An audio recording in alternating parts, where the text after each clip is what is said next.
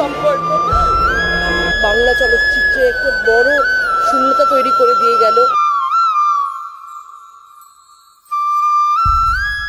পানিতে নামার পর রাহুলের সঙ্গে কি ঘটেছিল, এবার প্রকাশ্যে এলো রাহুলের মৃত্যুর আসল কারণ। হ্যাঁ ভিউয়ার্স, মর্মান্তিক দুর্ঘটনায় টলে পড়া আজ শোকস্তব্ধ জনপ্রিয় অভিনেতা রাহুল বন্দ্যোপাধ্যায় আর নেই। ৪২ বছরের এই প্রতিভাবান অভিনেতা উড়িষ্যার তালসারি সৈকতে ধারাবাহিক বলে বাবা পার করেগা এর শুটিং চলাকালীন সমুদ্রের পানিতে নেমে তলিয়ে যান। শুটিং শেষে তিনি পানিতে নামেন, মুহূর্তের মধ্যে তিনি তলিয়ে যান। টেকনিশিয়ানরা প্রথমে বুঝতে পারেননি, কয়েক মিনিট পর তার অনুপস্থিতি টের পেয়ে উদ্ধার অভিযান শুরু হয়। দীর্ঘক্ষণ পানির নিচে থাকার পর তাকে উদ্ধার করা হলেও শেষ রক্ষা হয়নি। দ্রুত দীঘা হাসপাতালে নিয়ে যাওয়া হলেও চিকিৎসকরা তাকে মৃত ঘোষণা করেন। প্রাথমিক তদন্তে পানিতে ডুবে মৃত্যু বলেই জানা গিয়েছে।